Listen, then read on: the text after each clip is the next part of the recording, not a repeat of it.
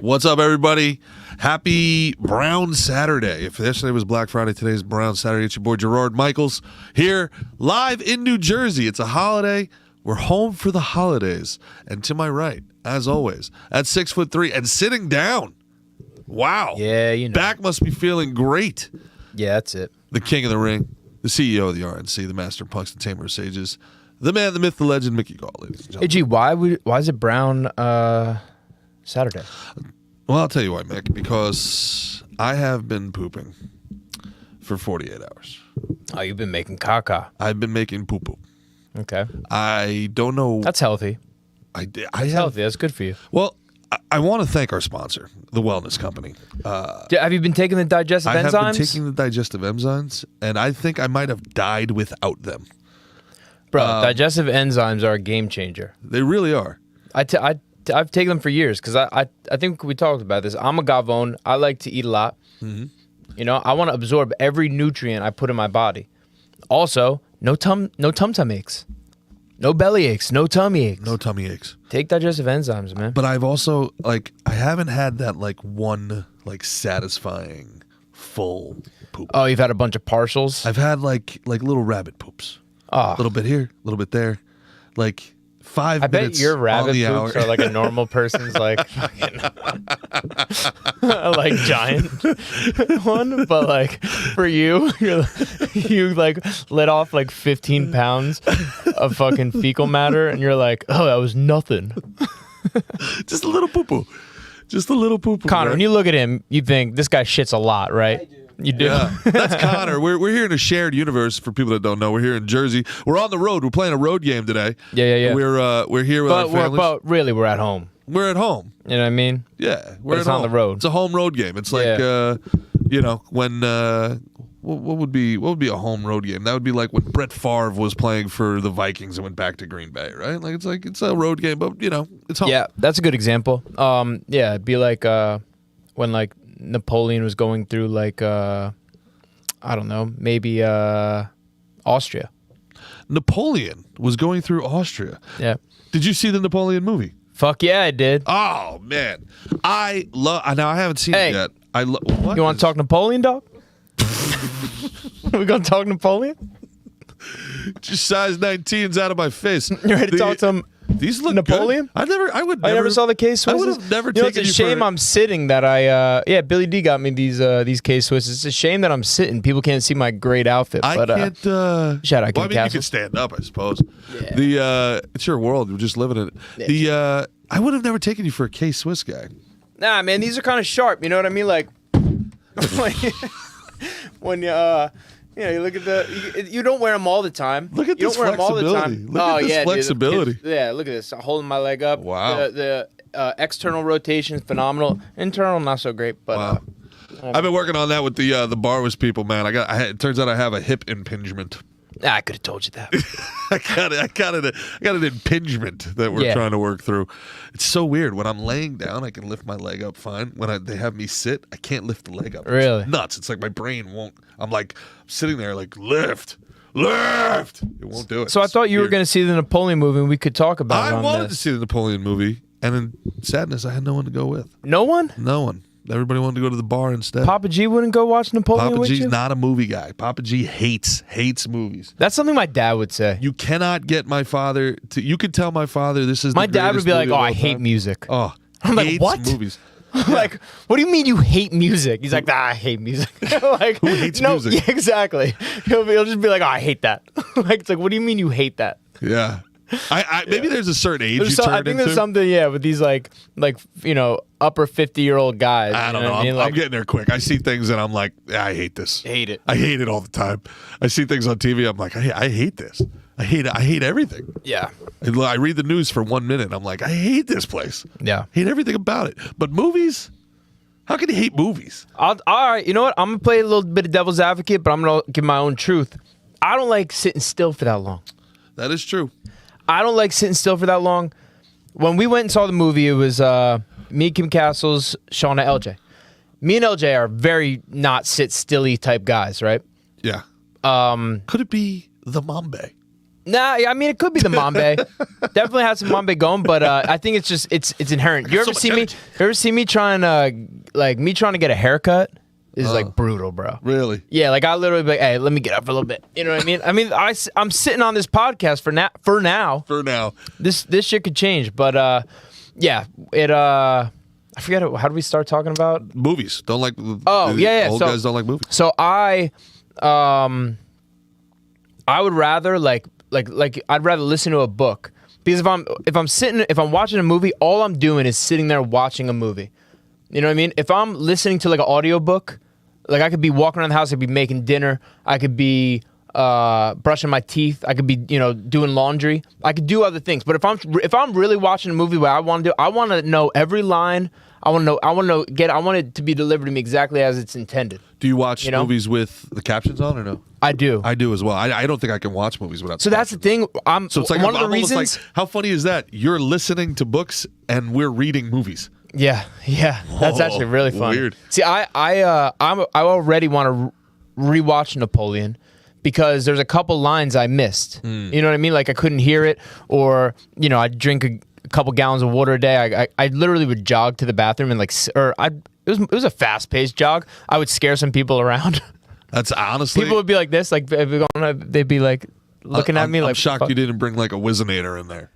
I thought about it. I had that big let lemonade cup, and I was like, I thought about it, but I thought like if the movie got quiet and people started hearing like, it would be very loud. No, it would also. I mean, anybody who knows anything about Mick, the way he pisses, it's almost like his body comes off the ground. It's like a fire hose. You've never seen anything. You've never heard. You could hear it from 2 blocks away. Yeah, that's what my dad said. He thought I was gonna lift off and hit the ceiling. Yeah. I got a strong stream. You could use your urethra for SpaceX to get these things out into the upper stratosphere.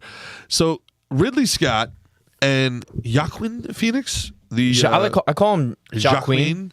Joaquin Phoenix. He played Johnny Cash. So they were together in Gladiator. Phenomenal in Gladiator. Ridley Scott was the director of Gladiator, and Joaquin Phoenix played like the bad guy. Yep. What was his name in it? You remember? Yes, it was Commodus. Commodus, true. Marcus Aurelius' weak ass son. Correct. Now I love that movie, but critics pan it for how historically inaccurate it was, and now I'm reading very similar critiques. I'll say. All right, so you're going to give a little bit of the internet proxy on Napoleon. You haven't seen it. I have seen it. Yeah, and me and LJ did a lot of research leading up to it. I'm a big fan of Napoleon. So I got to say something. Yeah. You told me that Napoleon and his men shot off the Sphinx's nose as target practice. Well, there's some debate about whether or not that happened. Because I told LJ that, and I think that was the most excited of any fact that I gave him. Yeah, that there was, and I have not seen that anywhere else except for from you. No. So but I've been passing it on like it's fucking. It's definitely now Bible. Whether or not it's like British propaganda about like how. Yeah, what a scoundrel he was. Yeah, exactly. What a scoundrel.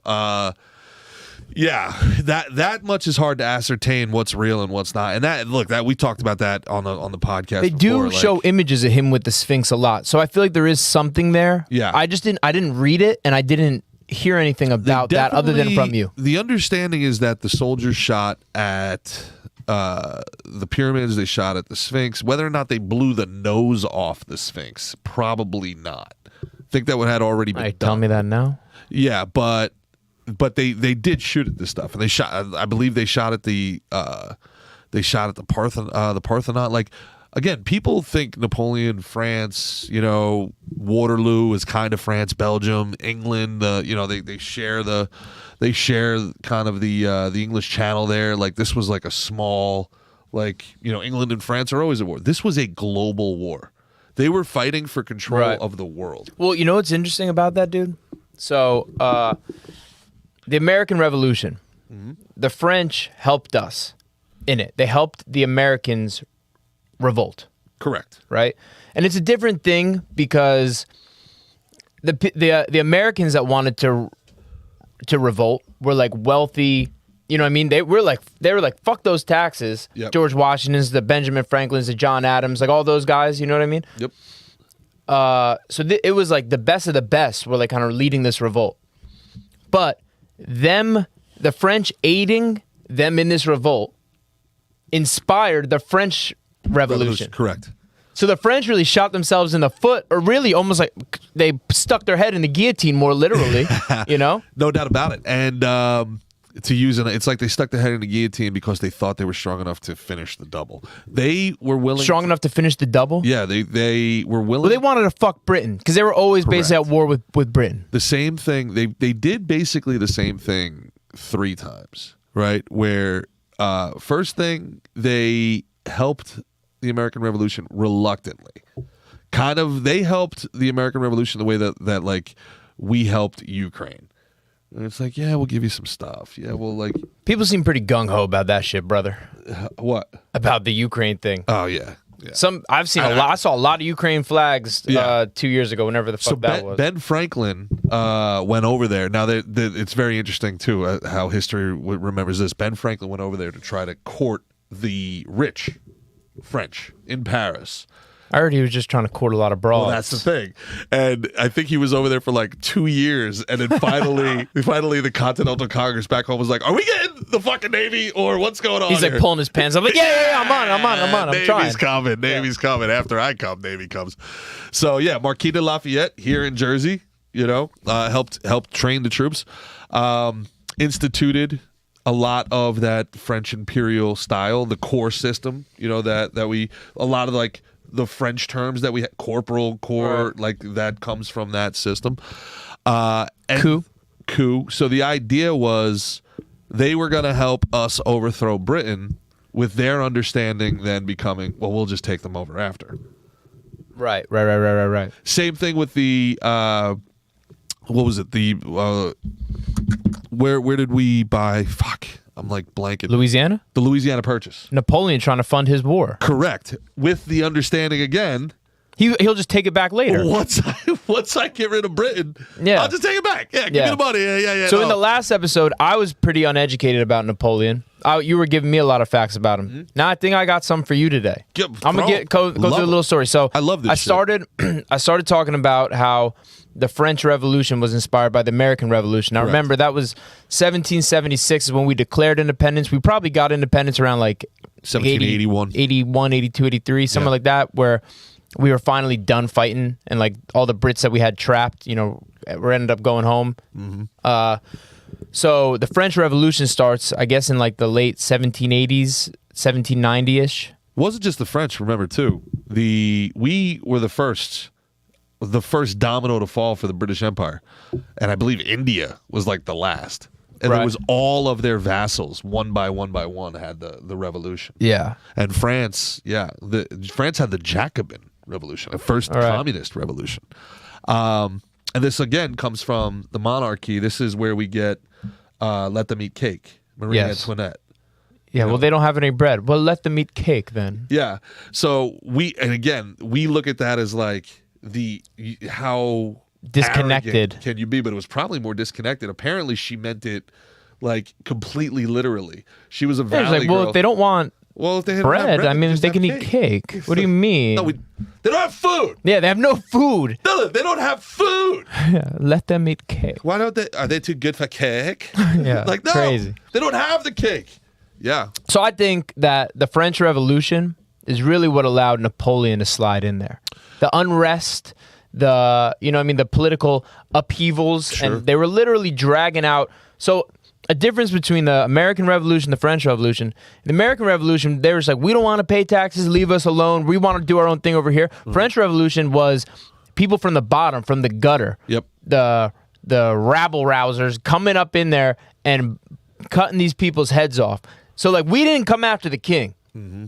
He sent some people over there. We, guerrilla warfare to whoop their ass around Boston and around up and down, the East Coast, and then all over Jersey. All over Jersey. And then we got them drunk Germans. Yeah, we just kind of sent them back across the river, across the pond. Across the pond. So, I love where you're going with this because people think the American Revolution was like very popular here, and it really wasn't.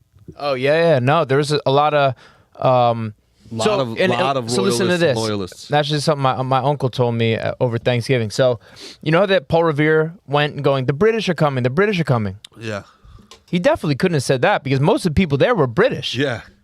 So you know what he actually said? He said the regulars are coming. The regulars are coming. Oh, I thought it was the redcoats.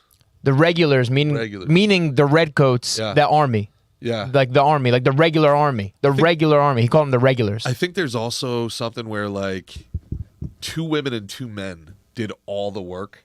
And like Paul Revere like did the last leg. Paul Revere did the north side, and someone else did the south side. Who? No one knows.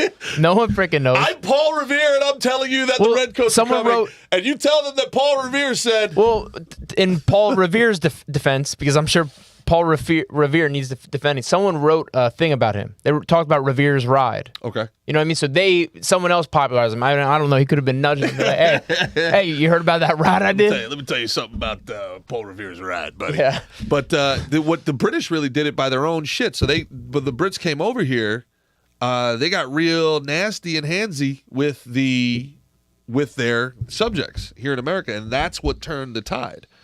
That's what turned the tide in America was the British coming here and taking people's kids, putting them into the British Army. Right, they were looking for artillery, looking for cannons. Yes, they were quartering. They were demanding that you have to let us stay here. Hey, who lives and they were here? looking for I live here now. And they were looking for like weapons and stuff. Yeah, so they justified the. Without France, we would have got demolished. Oh, for sure. Like. Not George just once. George Washington saw the amount of like gunpowder we had and was like, "This will be good for almost one battle." And British, of course, they're locking off the ports. Yeah. We're not importing gunpowder to these people trying to revolt. What a great point. So the French had to really like they without the French, we're talking with accents here, buddy. No doubt about it. Tea, we're not drinking coffee. We're eating tea and crumpets. We're saying tomato, not tomato. Yeah. Yeah. It's not oregano. It's oregano. Oregano. Yeah. It's not aluminum. It's aluminium. Aluminium. Well, can you Thank imagine? goodness. Can you imagine? So true. But I think because we had to bail the French out in World War I and World War II, we think of the French as pussies. Yeah, and then we'd be calling in our day, we're calling them freedom fries because they stayed neutral in 9/11. 9/11. Yeah. Interesting, man. Yeah. This stuff fascinates me. It really does because like these sort of geopolitics are they change the entire culture of the world forever. And you talked about how we'd be speaking with an accent. We don't really teach the War of 1812 in America very well. Probably on purpose. When we got our asses kicked. Britain came back. Britain came back with a vengeance. Britain kicked out. It was Britain Die Hard with a Vengeance Part 2. Oh my God. First of all, there were these things called privateers, pirates. Mm-hmm. And basically you got a get out of jail free card from the king. And basically was like, well, this is the King's Ocean. So if you're in the King's Ocean, you got to listen to the King's people. And they were just stealing people.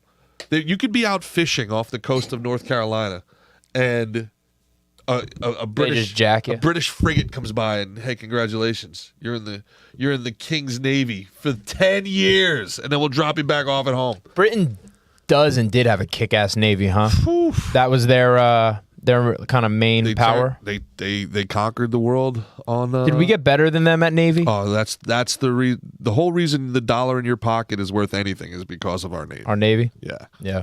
And I mean, our nuclear submarines and our aircraft carriers are the only thing that back up our bullshit. Yeah. So you ready to talk a little Napoleon? Yeah, let's do it. Well, Napoleon is the guy that saved us from 1812. Correct, right? I'm not sure. So yeah, the war. I thought they got. Was it that they were distressed? So they had to go and deal with Napoleon. Correct. Over in this because Waterloo was the second one. It was him over in Russia. They had to go flank his ass coming back from Russia. That's right. That's okay. Right. So yeah, and in North Africa. Right. But let's get into earlier Napoleon first. Let's go. So let's get Napoleon we're in the 1790s. French Revolution is going on. What do they call it? The age of the guillotine or something like that. Where guillotine. They were putting everybody to the fucking guillotine. Everybody. Chopping off. Everybody says royalty, the top of the top. Oh yeah, Maximilien Robespierre, the guy who incited. Sounds fancy. Well, he was very fancy. He was kind of like the Tucker Carlson of his day. He was so he incites all this anti-government stuff, and then how does it end? with him being in government, being so corrupt that he ends up getting his head cut off. He got guillotined? He got All right, guillotined. good. Yeah. Yeah. Now- Power corrupts, absolutely. My understanding. Sir Now, Alton? tell me your thoughts on this. My understanding is Napoleon kind of played both sides during the revolution.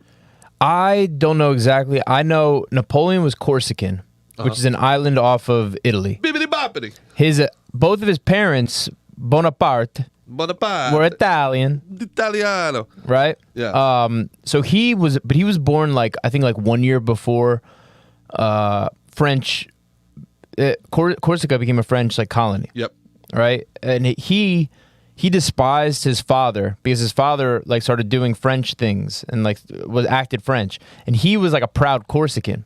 Huh. Eventually, his hero was like a guy who was in power in Corsica, and he started him being more like anglicized. You know what I mean? Acting more like I think it was actually more like English and stuff. But so he kind of eventually he became more and more French. But basically, Napoleon went to France to go to military school. Was seeing the class system, which was also a reason for the upheaval and the revolution, was because The bourgeoisie and the aristocracy. yeah, because really America was the only one who didn't have the class system. But if you really think about it, there's a class system still everywhere. Yeah. You know what I mean? It's just not like legally binding. Yeah, we call it credit score now. Yeah, exactly. so he goes over to French military school, see him not getting the opportunities like these other dumbasses are getting. When he's brilliant. He's a brilliant guy. He's got his flaws, but he's a brilliant guy. And, he becomes possibly the greatest military leader. He's right up there with Alexander the Great. He's right up there with Julius Caesar. He's right up there with Genghis Khan. He's right up there with all the greats. And yeah, I said Genghis. That's how you say Chinggis. it. Don't be saying Genghis. It's Chinggis. Sound uneducated. Chinggis Khan. So, he really He redefined the battle strategies of the time by speed, baby, speed. He's the founder of Blitzkrieg, essentially. Correct. What ended up becoming Blitzkrieg. Used cavalry in ways they've never been done, and also his square formations were Yes. revolutionary at the Yeah, and to perpetuate his speed. Loved cannons. He would eat. They would eat off the land. They live off the land, so he didn't have to bring supplies and stuff like that. Which we'll get back to his first fall. So Napoleon gets in there. They do a coup. He's got like two other guys who are like kind of like, hey, Napoleon, like the three of us are going to be like, three-way leaders. It's going to be a triumvirate. It worked in Rome so good. Yeah, and then he took over and was basically like, well, I'm the guy, and you guys are like, underlings of mine. And this gives you power over me.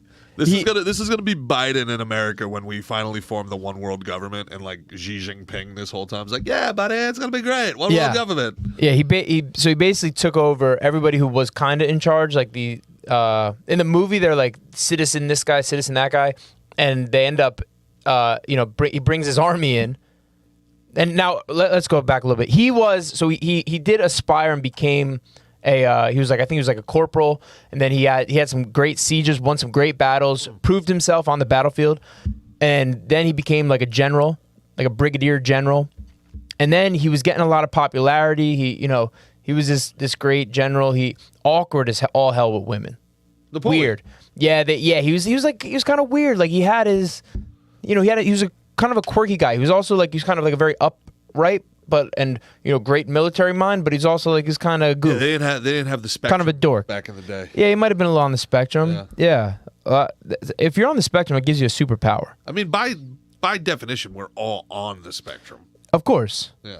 Yeah, everyone's got their people deficits are and their things they're super at. Yeah. But so he eventually, like I said, he teams up with these guys. He goes and he takes control, and now he's in charge. Eventually, he calls himself the emperor. Puts the crown on his own head. Well, I think he had to garner more, like love from the people, and he did this by doing a lot of favorable things. Like he was given like religious tolerance. He was given. He created a lot of good systems, like things that would make sense that we kind of would use today and was looked at as like proper. Yeah, kind of a populist guy. I know one of his famous quotes was after he lost the second time, and he's in St. Helena. That's yes. At first, he was sentenced to Elba. Then he went to St. Helena. Finally, one of his famous quotes was, "They wanted me to be another Washington." And again, people don't know, like, the most remarkable thing about the American Revolution is these guys could have been kings. They could have been emperors. They could have done what Napoleon did, win, and then enjoy the spoils. And this guy was like, I just want to go to my farm. I'm done with all this. You know, George Washington had a lot of cake. Oh, did he really? His father owned a lot of land in America. Washington was born here. He married into money. And he married into bigger money. Really? Yeah. So he I think through his second marriage, he got a bunch of slaves and a bunch of, like, you know, shit like that. But I just want to go home. To my tobacco fields? To my tobacco fields. I want to leave all these fucking nerds alone here. I don't want to talk politics. He was a reluctant leader, which is really ideal. That's the way the Romans did it. You know what I mean? You were elected. It was your duty to be a leader. You're not out there campaigning like, pick me, I want to be king. You know what I mean? Like, you like want to be it, you should automatically be disqualified, I think. More millionaires per mile around Washington, D.C., the suburbs of Washington, D.C., than anywhere else on earth. Yeah. It's a lot of that tells you a lot. Yeah, exactly. They're trying to make that cake. Weird. So Napoleon is Corsican, which is... Well, what he say? They wanted me to be like a Washington? They wanted me to be another Washington. But I'm Napoleon. But I was going to be the king. Yeah. I don't do all that work to leave. I didn't do all this for an election. Yeah, to do my two what's it called? Terms. Yeah. And be out. He really believed he was handpicked by God. He believed he was a man of destiny. He thought he was like Alexander the Great. You know what I mean? And I wasn't wrong. So I don't know if this happened in the movie, but one of his very famous, who knows if it's real or not, or if it's propaganda, but after he escapes Elba, You want to go there already? Go ahead. You want to build up to there? Sure. Well, go ahead. So you're doing a great job. So he, and again, since I saw the movie, I can tell you, Josephine, his woman, huge part of the movie. Okay. Now Josephine was in the. Who plays Josephine in the movie? I don't know her name. Could you look that up, one of you guys, please? Thank you. I know he. So Josephine was in, like, prisoned. Her husband was killed. Vanessa Kitty? Yeah, that's it. Kirby. Vanessa Kirby. She played Josephine. So her husband was killed, a part of the revolution. She was gonna get the guillotine. She ends up getting let out just in time. Stabbed instead. She gets out just in time, but she was like she was known as a slut. She was older than Napoleon. She had some kids. Is that a taboo in France at that time? I thought they were very, like, what would they use the term? I think, like, bohemian? Yeah, I don't know about that time, but I know it was and maybe it's just a way to throw salt on him, but it was talked about. He was laughed at, and it gets worse. Okay. It gets a lot worse. So Napoleon, he's just a general when he meets Josephine. Ends up, I think they become married, like, right as he's about to take power. Then he takes power. Now he's the fucking guy. But Josephine, she'd kissed a lot of boys before. She kissed a lot of boys, and apparently that could be useful in your climb to power. In the movie, she says she had to do it in, like, the gallows to survive. Like, they were like, you want to survive, get pregnant. You want to cut this head off? Let me show you what this head can do. Yeah. Before you take this head off. That's a man's wife, G. That's the emperor's wife. So, she ends up, they end up hooking up. He falls madly in love with her. Now, Napoleon, this motherfucker's conquering Europe. Yeah. And more. And Africa. Yeah. And he's conquering the world. Reconstituting the Roman Empire. He's conquering like a motherfucker. Now, Napoleon's out in Egypt, and someone tells him, hey, bro. And he's every day writing Josephine like crazy, writing her like crazy, like writing her from the battlefield. La Madame Josephine. Yeah, just talking about how much he loves her and how much he misses her. And he's even, you can look these up too. It gets to a point where he's writing her so much, and she's like, she's not answering. Like she'll answer like once a week, and you know what I mean. And he's writing her 2 times a day. And he's like, if you love me so much, why would you not be, wanting to write me all the time? Why would you, you know what I mean? Why wouldn't I have a constant correspondence with you? Eventually it turns out she's cheating on him. Oh, no. And now Napoleon's a huge figure. You know what I mean? He's like the boss. People are talking about it. Who's cucking the emperor, man? A couple people. Oof. A couple people. She's caught. She's got people coming through. Eventually, Napoleon dips. Once he hears this, his heart is so fucking broken. Imagine that you're out over in Africa or in Egypt, which is in Africa, and you're finding out your chicks run around with everybody. People are talking about it. The news gets all the way down to Egypt. Wow. So he gets on the first boat back up to France, confronts her. They end up working it out. He was madly in love with her, bro. His best friend goes on the podcast and goes, he walked in on Josephine just getting murdered. Just getting murdered. What is that a reference to? Is that P. Diddy thing? Will Smith. Oh, it's a Will Smith thing? I walked in, I said, Will Smith getting murdered. Murdered. Will Smith getting murder in there. Yeah, I can't speak on that. So this dude goes home. He abandons the war because he needs to go, and in the movie they show this too. Yeah. He leaves the war, basically abandons his men, to go and settle his business with his bish. Wow. You know what I mean? Let this be a lesson to you, folks, from the great French Emperor Napoleon and from the Roman philosopher Ludacris. You cannot turn a hoe into a housewife. Hoes don't act right. It's hoes on a mission. It's hoes on a crack pipe. Ho tell anybody, even the mayor. Look up in the sky for the ho-zone layer. Come on, player. Once a hoe, always. And hoes never closed. They're open. Like always. That's deep, G. Yeah. That's feel bad deep. for Napoleon. You definitely feel bad for him. You definitely feel bad for him. He's trying to conquer other people's shit.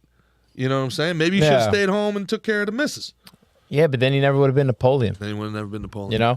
So, yeah, people pay prices for their ambitions. Speaking of Will Smith and Napoleon, there's some things that sometimes Julius Caesar gave away the fucking the brown hole to conquer lands. What? Yeah. There was a whole thing back in the day where Julius Caesar gave away his his black hole. Yeah, for some Grecian lands and stuff like that. And his own men used to chant Caesar conquered the world, but whatever the guy's name is conquered Caesar. It was like a whole thing, man. It's always weird with these guys. They never seem to. Who clapped Caesar's cheeks, bro? Shit, I gotta look it up. But it was That's like a wild. whole thing. Yeah, somebody. Now, who knows if it's real or if it's not? Those guys seem to be a little more, I don't know, gay back in the day. Fucking gay. So that makes it seem more real. Yeah. Nicomedes, that's him. King Nicomedes of Bithynia. Yeah, so they would his whole thing was he used sex transactionally, Caesar. That was what everybody claimed. Everything was transactional. Men, women, whatever, as long as it improved his stead. So his own soldiers would sing songs while they were marching about how Caesar conquered. I'm gonna respect his commitment to the game. That's you know what I mean? You want to be a fucking Caesar? You want people to talk about Caesar nowadays? How bad do you want it? You give up that black hole. How bad do you want it? On Brown Saturday, how bad do you want it? Hey, that's how. Hey, Obama gave it up. You want to be president? Obama. I think Obama was given, not taken, though. That's the word. So, all right. Well, that seems easier. That's not on Brown Saturday, though. No. It's the other way around. Veto was. Whoa. Yeah. Oh, what? Catching, not pitching. How much can I take? Sopranos, y'all. Yeah. So back to Napoleon. So he goes back And now, he's got to go back out to war, and he's got, he got his bitch back on a leash. Now he's going to go back out to war, and this dude damn near conquers all of Europe. All of it. All of it. Now look, he's so fast, and people eventually decide we can't engage him. We're not engaging him. Mm-hmm. He conquers Austria like 3-4 times. Like he was Austria's daddy. Mm-hmm. Napoleon's Austria's daddy. There's no Germany at this time. It doesn't exist. You have Austria-Hungary. You have the Prussian Empire. You have Ottomans. The Ottoman Empire. The Dutch. Who were the Dutch? The Netherlands? The Netherlands. They were doing. I think they were something. The Belgians and the Dutch were fucking up Africa hardcore at this time. Like bad. Yeah. Like, but he some of the Napoleon had King Spain. Leopold. Look up what King Leopold did to people. They talk about Hitler. They talk about Napoleon. What King Leopold did to Africa is insanity. What King Leopold did, I mean, like, just cut people's arms off. Yeah, a lot of slavery. Bad. King Leopold was Leopold was Belgium. Atrocious guy. Oh my God, what he did in Africa, what he did in the Congo, is atrocious. It's unreal. It's what what the book Heart of Darkness is about, and then eventually the movie Apocalypse Now, which was adapted. Really? So Apocalypse Now was adapted from Heart of Darkness into modern times in Vietnam. But I'm rewatching Saving Private Ryan, but I gotta watch Apocalypse Now is on the list, and I'm gonna watch All Quiet on the Western Front. I've been on a real war movie kick. You're getting ready for battle. I'm on a real war movie kick, bro. I'm always ready for battle. But yeah, so Napoleon had Portugal, he had Spain, he had Austria, the Dutch. By the way. Yeah, no, everything. When that meant something. He had everything. He's slashing and bashing his way through Russia. Yeah. So he's going through Russia. Eventually, they're like, "Hey, I got an idea. Instead of fighting him, let's burn everything. Run away. Yeah. Run away." They started burning the crops. No, you're right. Yeah. Scorched earth. Yep. They go scorched earth. They start burning up everything. Yeah. How you gonna fight when you got no food? Exactly, because they know he don't bring supplies. He relies off the land. So they keep going. They keep going. They keep going. Eventually, he gets all the way to Moscow. He's sitting in the king's throne. They showed this in the movie. Sleeping in the king's bed, and they let, I believe, prisoners out of jail. Like, hey, Stevie the arsonist, you get to go free. Yeah. Hey, Vlad the arsonist, you're freed, brother. Hey, here's some matches. Hey, Ivan, don't do anything crazy. yeah. So they burn all of Moscow down. Moscow is burning. He's like, I'm gonna go to St. Petersburg. His people are like, yo, we don't have enough anything to get. We keep going. They're gonna keep running, keep burning. Yeah. Now they start to retreat. It's getting cold, my man. Now, yes, he had gone through in the summer where it was so hot he was losing men, and everyone keeps run away. Now he's got to retreat back through Russia in the cold, and that's even worse. Cold. They don't got good food. They don't got, you know what I mean. They didn't bring gear for the weather. And now the Russians, as they're retreating, the Russians are coming back, nipping at their heels. Flanking them, hopping out the woods, attacking. And now I think the Brits get involved. This is probably around 1812 when they backed off America, because they were like, let's finish off this guy, this little fuck. But again, it wasn't that little. Yeah. We got, you call it a Napoleon, exactly, a Napoleon complex. Yeah. Meanwhile, it was Stalin propaganda. was 5'4". Propaganda. Yeah. You know what I mean? This was just a made up thing. Well, they said it was the French units, right? Like he was 5'2". The French inch was different. Correct. Yeah. Correct. Yeah. He's listed in when he died at 5'2". What's that graphic you got up there, Connor? It's him sitting next to Obama and like other people. Oh wow. It's a big hat. Well, I know Stalin, Joseph he Stalin. Rocks that hat the whole was movie 5'4". It's a badass hat. Rocks it the whole time. Stalin was 5'4", 5'5". Look at that. So why do you think, and we'll come back to why do you think Stalin, so Napoleon's from Corsica, not technically French. Let's finish off this first part real quick. So now he's going back through Russia, starting to get his ass kicked. I think the English come in and basically finish him off. He gets banished. You're no longer allowed to be the emperor of France, bro. Yeah. So you just did? But you're an emperor, and we're gentlemen. Yes, so we're not going to respect the monarchy a little bit. So listen, we're going to banish you to Elba, right between Corsica and Italy. You get banished to there. We're going to give you like 2 million francs a year, which is like dollars. We're going to take care of your girl Josephine up here, who I think he might have remarried to try and have a son. He like knocked up one chick, had a bastard, and then married a chick in an alliance with Austria. Habsburgs? Was it a Habsburg? I don't remember. I don't think so, but it could be. It just as well could be. So now he's going to Elba, and he's the loser, but he's being taken care of. He's being given very favorable situations. You basically run Elba. You're gonna be chill, right? We gave you a pretty good deal here. Hey, Napoleon, sit. Yeah. Sit at Elba and stay. Napoleon's bored. He ends up leaving Elba, reconquering France. How did he leave Elba? You had That's something the point from I never really understood. brother hopped on a ship. I know. They weren't like guarding him like that. What the fuck? They've corrected their mistake later. I don't understand how he was able to just come back to France. He just was like, I want to sail. I am retired. Yeah. I don't understand. Well, fire up the every book I've ever read, every documentary I've ever seen, they just brush over. They're like, so Napoleon just leaves Elba. I'm like, how did you leave Elba? He just on left. a boat. I don't think. Yeah, no, they didn't really monitor his. What? Yeah. Ooh, you think maybe? It would have probably been a good idea. In hindsight, yeah, they corrected that after Waterloo. But, and then this is one of the most badass. There was something you wanted to talk about Elba, and then you had something else. I interrupted you on 2 points. No. So now, one of the most your badass time. things of all time. If they showed in the movie, I'm sure they showed it in the movie and also I don't know if it's real or if it's propaganda, but it's one of the most badass propaganda pieces ever, where he lands in France and they send the army to capture. Fuck yeah, they do. And hell yeah, they show this. Instead of him fighting, he gets on his horse, goes out to them.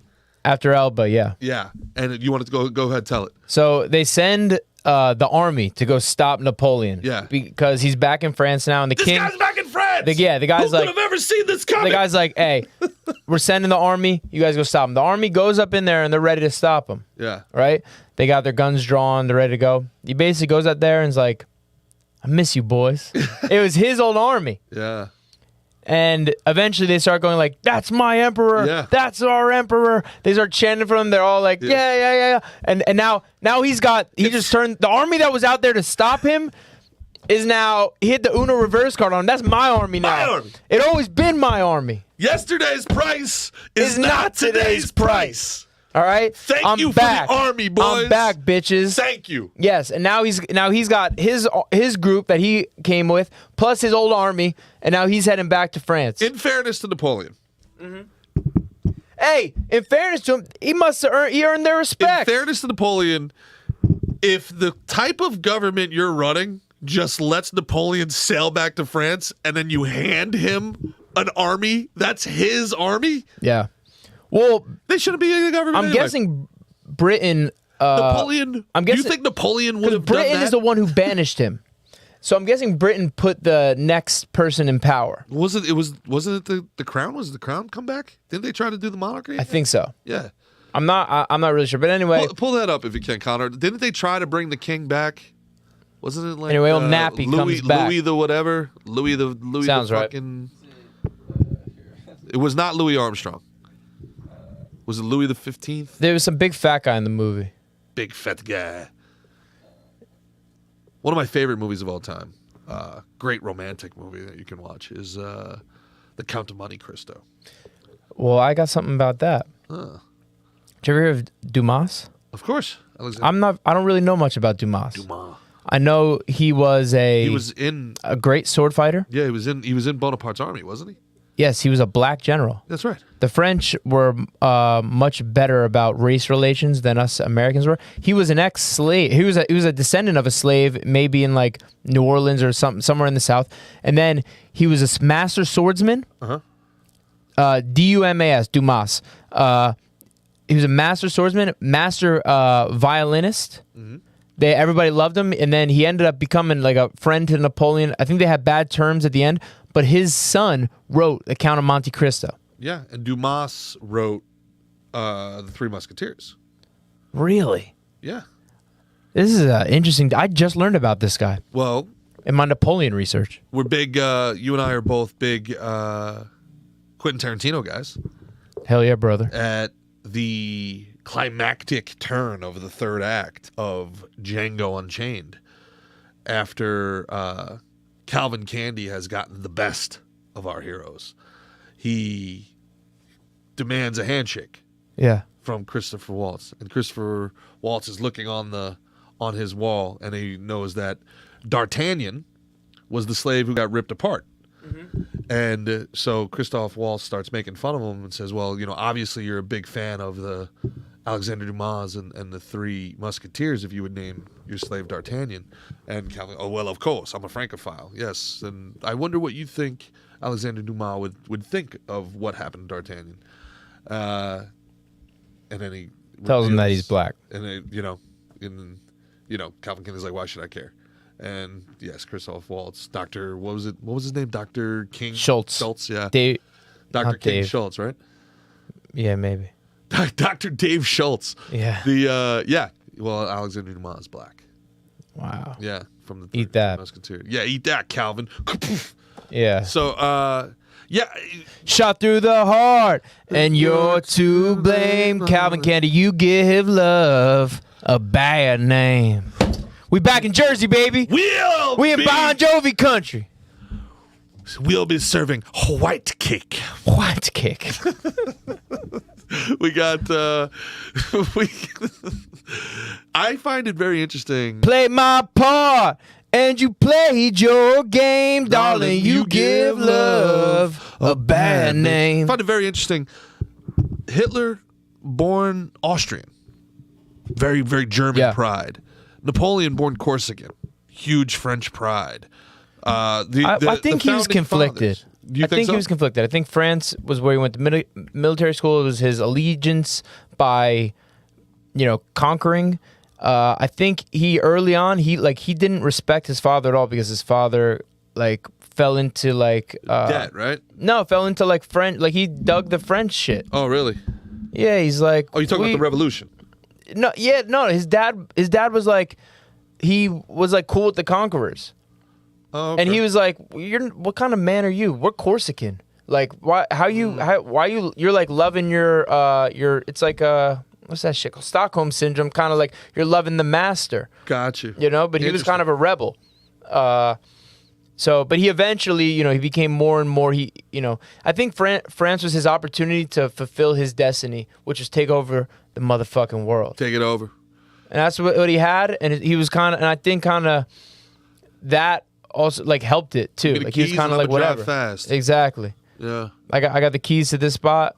I think history is so appealing to our generation. That meme a couple months ago where it was how many times a day do you think about the Roman Empire? Yeah. And then we all realized everybody's thinking about the Roman Empire all the time. All time. Yeah, which I do all the time. And I think there's a certain feeling that our generation is playing somebody else's saved game. All the levels have been conquered. Wow. You know what I'm saying? There's no more lands for us to there's no more battles for us to fight. God ain't making any more land, AJ. Yeah, buy land. God ain't making no more of it, AJ. But it does kind of feel that way sometimes. It feels like we came late to the party and we're joining the game of Monopoly after everything's been bought. Right. There's nothing left for us, and there's something really appealing and romantic about getting on a horse with your pistol and your sword and making a life for yourself. Yeah, There's no buses.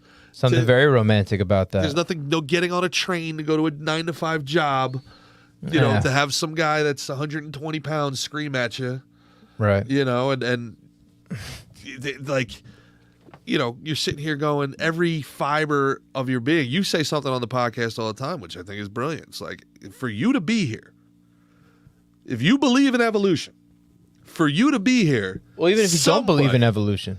What do you mean if you believe in evolution? If you believe in the evolutionary chain, if you believe that for things to come from, which I do. Well, it's fact. If you're alive, you had ancestors. Yep. Who you have parents, right? Your parents have parents, right? Their parents have parents, right? Yep. Their parents have parents, right? Yep. Their parents have parents, right? You just keep going down the line. And then what I say is a lot of those parents in there were some bad motherfuckers. 100%. Well, sometimes I get a little metaphysical with it. Sometimes I can get into like. I just understand when you said about evolution. Like, we're not So saying that's these what I'm monkeys are bad. So sometimes I get weird with. I don't know if it's like direct correlation from people being like born in the lineage, like blood lineage and like eugenics and stuff like that. Sometimes I get a little weird on it where, because if you meet 3 people from the same family, they're going to be completely different. Sometimes I just think we're like meat sacks and like we're different souls. And like there might have been a me that was in the French army fighting Different for Napoleon. souls. So the same souls. The same Same soul soul, in a different meat sack. You know, so Yeah. like that lineage or whatever, I don't know if that, you know, I could go both ways on it. Sometimes I've been I just thinking a think- lot about reincarnation lately, actually. I kind of vibe with it. I do. I kind Me of too. sit here and go like, yeah, I could have been in the Roman army. I could have been a Roman sentry. I was definitely shot in a past life. You think so? I know it. You know it for a I fact. could feel it. You could feel it Yeah. that you were shot. Yeah. Were you like what do you think you were? You think you were like Dillinger, one of those guys? Were you a good guy or a bad I guy? don't know. Were you, which I think side? I was Which good. side were you shot on? I must have been good. You know what determines good or bad? Why would I get such a dope life now? I was a bad guy, you know what I'm saying? I hope it works like that, but I don't know if it works like that. I think so. Yeah. That's karma. So one of those homeless guys shitting himself is like he was a rapist in a past life. Yeah, or like some sort of like fat king of the French Revolution. What the fuck, man? Nah, because it's greed. Let them eat. It's Let them eat greed. cake. Yeah, it's greed. Yeah, it's very. Imagine being fat in a time when everybody else is starving. Crazy. Like you're so fat. And they're like, wow, you're Like awesome. I cannot eat bread. Like I don't even have bread. I need a turnip, sir. Oh, I feel so bad for you. Believe me, I get it. I get it. It's hard for all of us. Like I only had 2 dinners. And they just have yesterday. banquets I had of 2 food dinners. every day. They just Yeah. have a banquet. Like, you know a continental breakfast or like a Vegas buffet? Yep. That's just That was them. that's just at their house in their every morning. Every morning. And you could probably say like, was I like the eggs, I like the sausage, but I think I'd rather have some turkey sausage. And I think you know what I mean. Let's have some Turkey sausage. Let's have some elk Get and some rid of this venison. nonsense. Yeah. Yeah. How dare you? But no indoor plumbing. These people were all pissing in the hallways and stuff like that. Can you imagine, like, how grateful? I'm so grateful for indoor plumbing, especially after the last 2 days after Thanksgiving. If I had to go to the outhouse 40 times in the last 2 days, it would have been awful. Right. What a Yeah, depends how far away your outhouse is. When I was in Also- Alaska, I saw some outhouses. I didn't use Is that them. right? Really? Yeah. Actual outhouses? Yeah. Wow. In Yeah, Alaska? yeah, they were like I'd be you'd afraid see of like bears. the house, and then you'd see the outhouse just 20 yards away in the back. Why is that? No septic tanks in It was on our when we drove to the hot springs. So we drove like 50 miles just down this one road till the road ends. The end of the road is at the hot springs, and yeah, I saw like 2 or 3 outhouses. Those some hot springs, man. The hot springs were like about 110 degrees. Wow. Crazy. Like I was nervous it wasn't gonna be hot enough. It was too hot where I felt like we were boiling at points. Wow. Yeah. Wild. That's what's up. Yeah, And that's hell just yeah, it's just natural hot dope. springs, so it's like a volcano underneath there? Yeah, well, it's natural. So I've been to natural where it's like it's almost untouched by people, but it's on a resort. So they built some like structures around it, but yes, it comes out from like a fissure in the ground or whatever, and heats the shit out of the water, and it's like this big. It was so cool. It was so cool that it was this way. I saw a movie when I was a kid. It's a horrible movie called Dante's Peak. It's like a volcano just like erupts out of nowhere. And there was these 2 people having sex in a hot spring, In the movie, and it boiled them alive. So now, like, I'm like deathly afraid of hot springs. yeah, you could probably just swim away. You would think, right? Or maybe if it became like lava all of a sudden, yeah, no, you're fucked. Yeah. But free love, brother. Go Yeah. for it. Yeah. The idea of a hot spring is pretty fucking cool. Where God or the creators are just like, you know what this place needs? Hot A water. hot tub. Yeah. It's like Adam and Eve's fuck pond from back in the day. Bro, It's it like- was so hot. We're grabbing snow and like putting it on our heads. And, Did you like, see the Northern Lights up there? a little bit? Really? Yeah, a little bit. What'd that look like? I wasn't that captivated. It was very slight. Really? Yeah, actually, if you took a picture of it on your phone, you'd be able to look at your phone and see it better than you'd actually see in the sky. But you'd see like little things. I don't know. Didn't do much for me. Didn't do it for you? Yeah. All right. Well, fuck. Well, let's finish up the Napoleon story. All right. And then- So Napoleon escapes Elba, goes back, retakes over France, starts retaking over all of Europe. yeah. You know what I mean? He's back at it. He's got his old army. He's got his new army. He's conquering like a motherfucker. He ended up having like 61 battles in his life. Lost a few. Killed over 300 men in battle. There's a really cool scene in the movie where he lures these men onto ice, and then he starts shooting cannonballs through the ice where thousands of them drowned. I forget what that one's called. Then he drained the lake. I don't know about that. So what's that? They did that, and then the ice collapsed, and then they lost like cannons and stuff like that. So then he had his engineers drain the lake and get his cannons back, and there was nothing but like fucking dead bodies all over under the lake. Yeah. Yeah. So in his second reconquering of the world, How do you drain a fucking lake, by the way? digging. You do some digging? Gotta do some digging. You do some digging? Yeah. Get me le shovel! Le Chauvel. Don't you think it would be easier just to make more cannons than to drain a fucking lake? Yeah, I think Napoleon did not have a understanding of a lot of that stuff. I think I read something about that. But yeah, so he now he's back on his warpath. I think he's heading towards Russia. And where's Waterloo? Waterloo is in Belgium, right? Waterloo. Belgium? Yeah, so he's out. It's also in Canada, where BlackBerry was formed and died. Right. Yeah, not the same Waterloo. Right. Yeah, that's saying in Canada. You never. There's a Waterloo, New You have a York. BlackBerry? You're too young for BlackBerry. There's like a Waterloo, New York. That's in Belgium.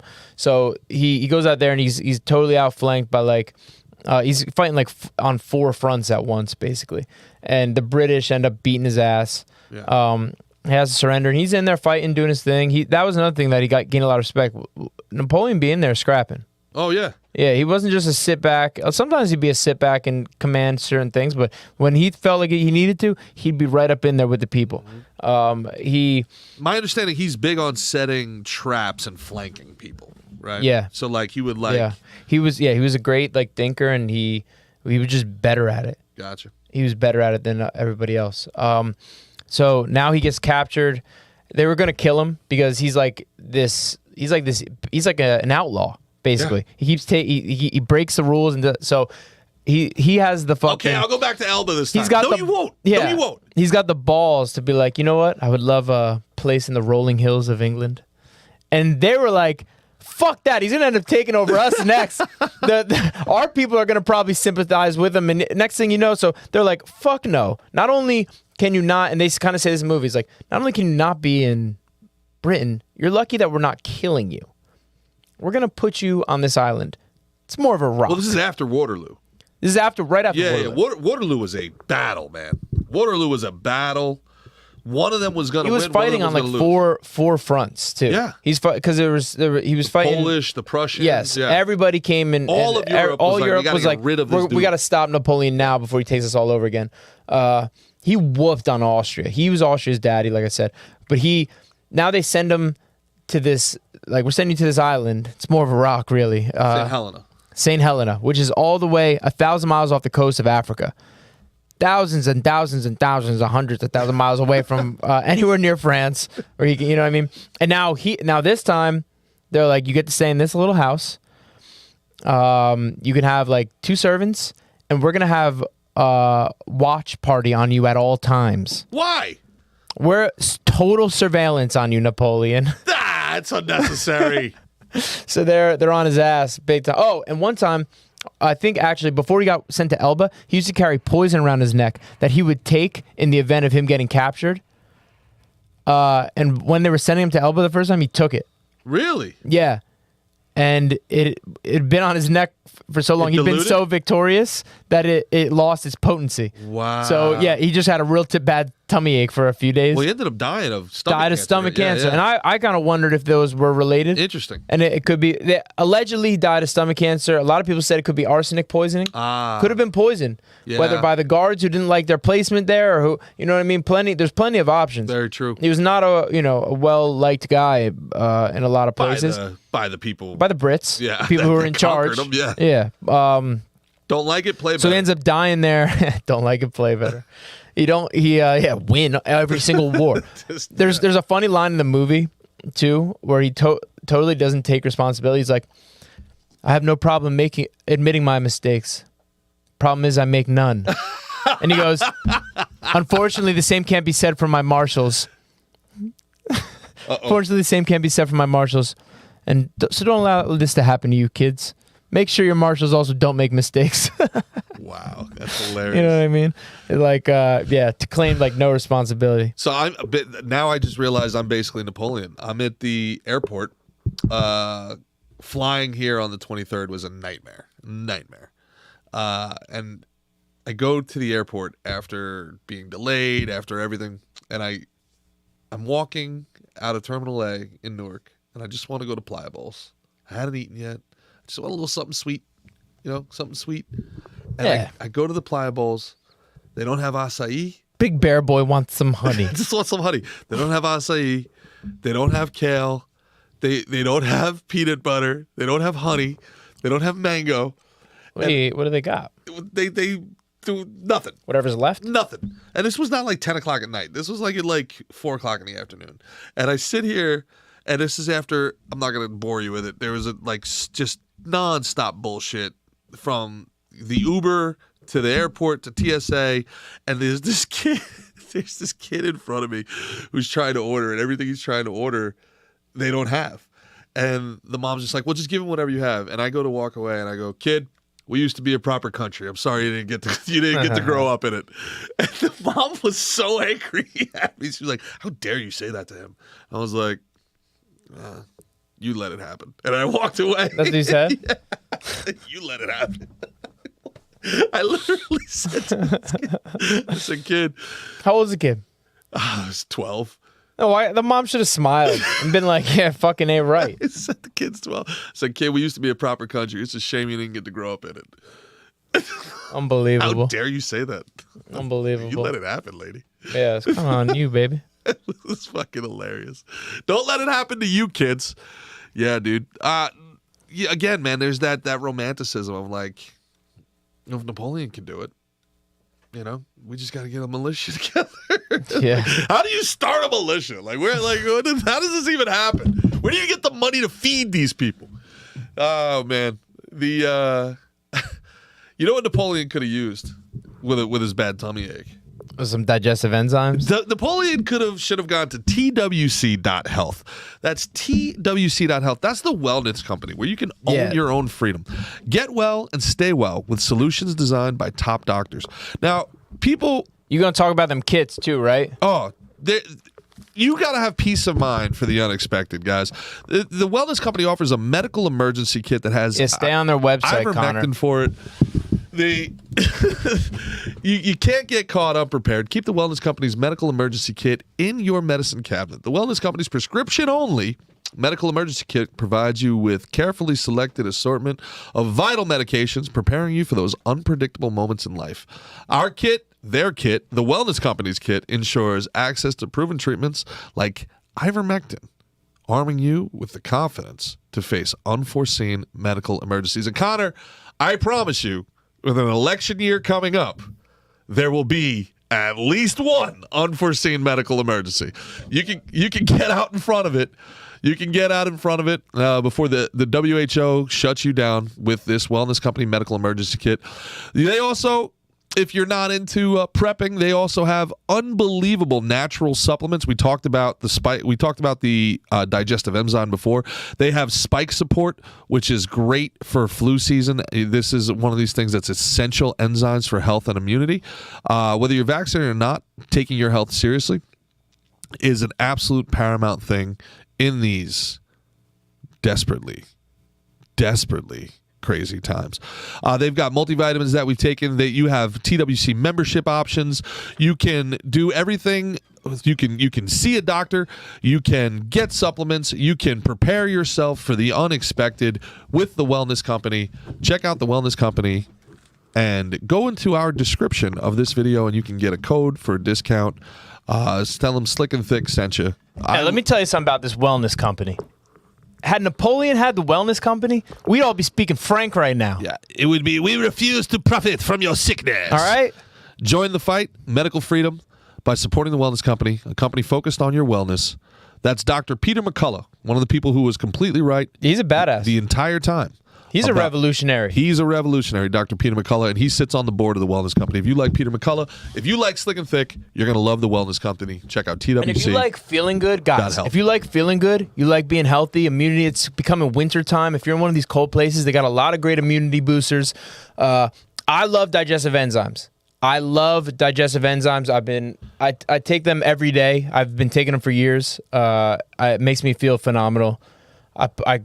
Everyone I give them to ends up loving them. Get these digestive enzymes, get some immunity, and get healthy. Yeah, the spike support and be your best self. Really great. Would you want to be worse? So be better. To put a button on it, did you like the Napoleon movie or no? I liked the Napoleon movie. Yes, we were going to talk. You had a couple thoughts from people of the internet. Yep. Now, everybody who I saw it with said they didn't really connect with Joaquin Phoenix. Really? Which I was a little surprised by, but I get too. Joaquin Phoenix is one of the best actors of our times. I think you put him up there with Daniel Day-Lewis. Ooh, I don't know about that. I think so. Really? I do. I think so. I think he's great. I think he's very I guess good. Daniel Day-Lewis is the best. Who else is great? You got Actors De of our Niro times? and you got Christian Bale and Denzel Washington. I put up Denzel, there. of course. But Tom Hardy, so people. who played Drexel Spivey. Gary Oldman. Gary Oldman.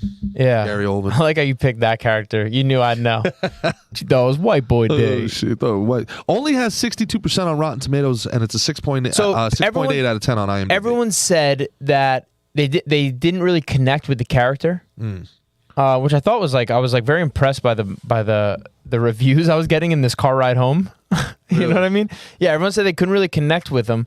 And so they didn't care when he died, you know what I mean? And whatever, it's history. You can look this shit up, whatever. Yeah. But I think that was how Napoleon was. I don't think he was aloof. I don't think you connected with him. I think he was weird with women. He was awkward. I think they said he might have smelled bad too, and he was just kind of a goof, man. And he jackrabbit fucks. They show him fucking he had just no sophistication. Exactly. He's all about that speed, bro. He blitzkrieged. Yeah, there's no warming it up. No outflank you. Yeah. He was flanking all right. But yeah, he I think that was kind of him. I think I don't think Napoleon's a very lovable dude. Yeah. I don't think you connect with a guy like that. I think another Washington. I think he's good at what he does. He belonged on the battlefield, and you know what I mean. Not for nothing, he did do some stuff when he was in power that was good. He did have some progressive ideas. You know. Yeah, interesting. Well, what did you hear about the movie? What were they bitching about? It's hard to tell. I want to rewatch it. I would love to be able to rewatch it with subtitles. Some people with captions. Some people thought the pacing was too slow. Some people thought. Did I mention in the movie? A lot of Josephine action. Really? Lot of it's because, but that's also Napoleon's story. Gotcha. Is he was in love with Josephine, and even when he divorced her, he was still in love with her. He'd visit her with his son, and you know what I mean? That was his woman. That's his person. Yeah. Interesting. You know who's American? Bless you. You know who's America's? He did it for France. That's why he had to divorce her. You know, because she couldn't give him a son. Who's America's woman? America's woman? Are you transitioning? You know who's the Josephine of America? Is this a transition? It's a transition. Shit. It's a transition. All right. Well, you're not going to tell me what people said about Napoleon? Just they said it was slow? No. So, it's hard to tell because there's different critiques of the movie itself. You didn't see it, Connor, did you? I didn't see it. People do not like Joaquin Phoenix's performance. Yeah, man. I've been getting some of that. I've been hearing some of that. But I also like. I ain't don't mad at it. Almost everything the critics hate, I like. I feel like the blandness was a part of it. That was I feel a like choice. I feel like the blandness was a choice. Okay. Yeah. It's hard for me to say because I haven't seen it. All I've seen is the critiques. Okay. So, I'm keeping an open mind. I'm definitely going to see it. Yeah. It's the first movie I was actually very excited for, and very Oppenheimer and this. Me as well. I've not seen Oppenheimer. I'm going to do research on him a little bit before I see that one. And I'm excited for Killers of a Flower Moon, the new Scorsese movie, which is based on a true story in like the 1900s of Leonardo DiCaprio plays this guy who's like, who there's oil under these like Native Americans' land, and he marries a bunch of them and kills a bunch of them. It's like a true story. Wow. So I'm gonna, I want to see. That's the next movie I'm excited about. I think it comes out around Christmas. Those semi-true stories are always the most interesting. Like the true story of Neil McCauley from Well, I know that from name. Heat. Oh, Heat. Yeah. He's a real Chicago gangster, and he's as badass in real life as he was in the movie. Like Neil McCauley was a legit. I read about him. A legit. What do they call that? When you're like what do they call that? A finesse man? What do they call it? A confidence man. Oh, right? con man. Yeah, he's a confident, like a legit confidence man. Yeah. Like buy a building next to the bank to drive. Did he get killed in a grocery store? I think he might have. Yeah. He was robbing a grocery store for like not much money or something. Yeah. That age of the well, that's obviously later, but the age of like the outlaws and stuff. Again, very romantic to be like a Dillinger. And, Bro, the first thing I said in the Napoleon movie was, can't do that anymore. Not with cameras. They take over this fucking castle that these guys have, and you can't do that. They're gonna have security. You're gonna be like, hey, there's all these fuckers on our land. Yeah. Like, you know what I mean? They're out there. It's like Washington going across the Delaware. Can't do that. When everyone's drunk on Christmas Day. Can't do that. Done, son. Can't do that. Done, son. It's over. They got drones from outer space. It's over. And they're willing to clip this whole building just to take us out and be like, oh no, those other people, they were, those guys were all insurgents too. Yeah. And you're just like, what are you talking about, man? I'm just the janitor. Nah, the guy was a terrorist. Yeah. Super terroristy. Kaboom boom. Anyway, yeah. Prove he wasn't. So anyway. Yeah, it's America's Josephine? America's Josephine over the weekend. Hopefully you guys listened to your boys here at Slick and Thick. We have been trying desperately to help you. We are the podcast of the people. You know we love you. You know that we look out for you. You know that we speak up for you. And when we have a chance to put money in your pocket, by God, we do. If you used code S&T125 at betus.com, okay, and you put $1,000 in, maxed out at $1,000, that means you had $2,250 to play with. If you took that $2,250 and you listened to Mick's pick last week and bet Brendan Allen, BA, nailed it. Now you have $3,500. And then if you listened to my Thanksgiving giveaway, a free pick, not even on the podcast. I went out of my way to make you money. I filmed it at my family's house. I got away from my family to make you money. Yeah. You should have taken that $3,500. And if you took Dallas minus 13.5, we went 2 touchdowns and it was a lock. Yeah. And I took the over. You should have taken that $3,500. You should be sitting on $5,000. Yeah. For putting in one, if you put in 1 G, you'd have 5 times that right now. Hey, look, here's the thing. G, you and me speak very honestly together. We speak very honestly on the podcast. We speak very honestly in person. Correct. You know I love BetUS. Yes. BetUS.com. I love BetUS. I love BetUS.com. Yeah. Bro, these guys fucking idiots. Bro, 125%. Are these guys fucking idiots? I can't believe the people. The people. We're trying to we're giving free money away here. Dude. Are they bad at business? Connor, would turning $1,000 into $5,000 be something you'd be interested in? A little bit. If in 2 weeks? Bro, so if you put $1,000 into the BetUS site, you deposit $1,000, they give you $2,225. They more than double your money. $250. Yeah. I'm not good at maths. 125%. 1,000, so you get 2,250 to play with. Then this dude's shooting like 90% on his UFC picks. He gave 1 pick last week. He felt so good about it. He's like, this is my only pick. This is the only pick you need. Brendan Allen. Yeah. How'd that go? 3rd round TKO. Bang. Oh no, rear naked choke. Rear After naked beating his choke. ass for Bang. every round. Choked him out. Free It money. was an emphatic victory for Brendan Allen. A very dominant win. Dominant. And hey, we're not gonna have time to get into everything, but we want to give a quick shout out one to our boy Impa, Impa. The We gotta give- millionaire. the new millionaire. The new millionaire. Yeah, pull that up real quick. Impa, One of the best guys. great guy. Great guy. What a He's going to be on the comeback story. podcast. He was supposed to be on the podcast down in Florida before this fight. We didn't get to do it. But anyway, just show that picture of Impa up there. Great guy right there. We love him. Impa, we're proud of you. Went from the knockout of the year, he was on the receiving side of that, to revitalizing his career. Went to PFL, just won 5 straight at a 2 weight classes heavier. And he's an amazing guy, very God-fearing man, beautiful human being, and we really couldn't be happier The for Impa. 29-year-old went 2-2 in the UFC, including a brutal knockout loss in October of 2020.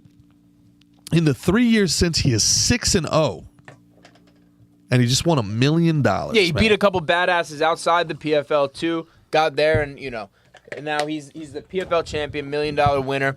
He's talking about wants to fight Nemkov, the champion of Bellator, who our boy Jason Jackson just beat and took his belt. He was Yep. the undefeated Ukrainian kid, and he said he wants to fight Francis Ngannou. Big couple weeks for you boys. And he said he wants to fight Francis Ngannou. Yeah, we're killed. Jason Jackson did his thing. He's going to be the last Bellator welterweight champ. Because now they got bought by the PFL. Do you have any thoughts on that, on the PFL merger? We gotta see. Yeah. We gotta see how it goes. I think it should be good. I hope all my boys who got contracts are still taken care of. I hope it's good. I think it could be good things for the sport. I think they're going to become a more legitimate number 2. They're paying guys big money. They're paying, over there, man. Yes, absolutely. I think it's good things. I think it's good things. I hope my boy AJ gets his Aaron Jeffries gets a title shot. He's probably next at the middleweight belt for Bellator. So it does put things up in the air a little bit for some of these guys. Yeah. I mean, not everybody's contract is probably going to be renewed. But I'm not worried about a guy like Aaron Jeffrey. Like, AJ's going to be all right. He was supposed to be next for the belt. But I don't think PFL had a 185-pound division. So I think he's going to slide right in there, right for a title shot off the jump. You know what I mean? Yeah. So what in the industry, from the inside, how do you guys look at kind of the PFL now after that? Do you think that it's gone The up? PFL continues to legitimize themselves, for sure. So a couple years ago, maybe the thought on them wasn't as strong, but now they've. I mean, Well, it's just taking they're in time. Madison Square Garden. It's just taking time. You think about it. The UFC got started in '93. Yep. You know what I mean? Yep. It took really, the Forrest Griffin 7 Bonner was a big milestone. The Conor McGregor, and then during COVID, that is when they stayed active. That was when they really had another, let's call it a renaissance. Sure. You know what I mean? Where they blew up some more. So they're becoming more mainstream. Fighting's become more mainstream. It is still the UFC's the NFL, and then there's everything else. But PFL But is PFL's not USFL or XFL. It's getting closer to the AFL. That reference misses me and my generation. But I'm saying it's becoming where it could be like a boxing where there's WBO and you know what I mean, like all the other different things. Sure. Yeah. Listen, at the end of the day, is it crazy? WBC, I couldn't think of one other one. But yeah, IBF, all that. WBA. Well, now it's like ring.com belt. But that's just weird. And boxing's fucked. They need to figure something out. They need to have For sure. a renaissance, I believe. Because boxing's a great sport. I think paying people goes a long damn way. Like, at the end of the day, you guys are prize fighters. You know what I'm saying? Like, fight for the prize. It's great, like, pride and, like, all that other stuff. But, like, if PFL's going to pay these dudes $1 million, it's $1 million bucks. Yeah. I mean, that's crazy, man. I love how Impo said he wants to fight Francis Ngannou. Yeah. Why not? Yeah, hell 6-0. Impa's the thick boy. Bro, he's a big boy, man. He was fighting that welterweight. And then he just started eating. You know what I mean? Stopped cutting weight. He's one of those guys. He's one of those guys that made me think about going middleweight. Really? Make me think about going middleweight, G. Yeah? Yeah, I was actually looking at these stats of these different fighters, like all these guys who would be like, like take Sean Strickland he was like 5-3 at welterweight. Now he's like 8. He's like 8-2 at middleweight or something. And the champ. You got Robert Whitaker was like 2-2 at welterweight. Went up, became the champ of middleweight. You know what I mean? There's a bunch of guys like that. Well, you know, I mean, my personal feelings on it are, you know, wherever you feel strongest. But I also think, like, I don't think with guys like you that have such great technique, I think going up in weight can sometimes help because you have better cardio and better speed. Speed, right? Yeah, you know, I mean. And tell him how strong I am, G. Very strong, Mick. Very strong. Very strong. What I like most about you is your humility, though. That is what I think is really the... So, LJ at one point, I was like, yeah.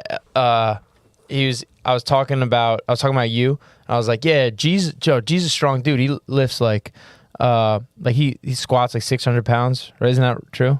Yes, the most I ever did was 660. All right. And I was like, nah, dude. He's like your dad. Like he likes, you know, like big power lifter, like squats 600 pounds. He's like, don't insult Larry like that. I was like, wait. I was like, what did Larry squat? Guess what Larry squatted? I don't know. 660 is over 800 pounds. Wow. Larry squatted over 800 pounds. He's a serious. Raw? Yeah, bro. It's back in the day, dog. Raw? Back in the day. I did it. No wraps, no knee wraps. I don't. No belt. I don't. I think this is back in the day. So what? And I'm not taking anything away from Larry. No. And he would do the. They would do like the Jersey State Trooper like bench pressing competition every year.